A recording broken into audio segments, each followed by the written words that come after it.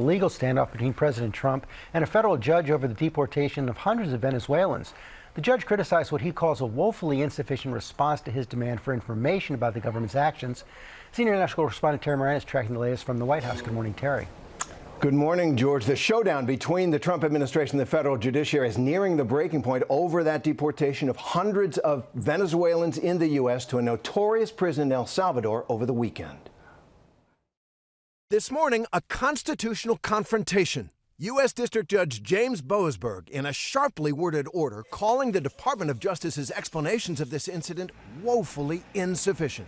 And he slammed the DOJ's apparent attempt to stonewall the court, writing, "The government again evaded its obligations in failing to explain exactly when those flights carrying the Venezuelans took off and left U.S. airspace last weekend." The Trump administration ignored the judge's verbal order in court to turn the planes around and return the men to the U.S. immediately, instead allowing them to land in El Salvador. The White House claims the judge's written order holds more weight than the verbal order he issued from the bench earlier. President Trump on social media apparently lashing out at the judge.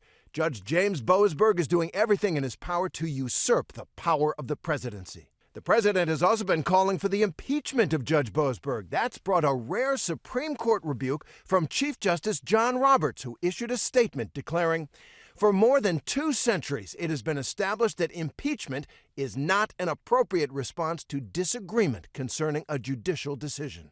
Administration officials are now waging a public battle with the judge. This judge has no right to ask those questions. The administration claims the men on board those planes are members of criminal gangs, and many are being deported under the Alien Enemies Act of 1798, which allows the government to deport people with little to no due process. But the White House has not provided any detailed information on exactly who they are.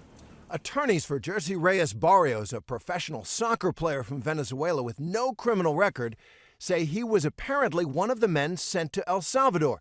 His attorney says Barrios came to the United States border legally seeking asylum in September 2024, but he was accused of being a gang member by law enforcement because of his tattoos that were similar to ones affiliated with the gang Tren de Aragua.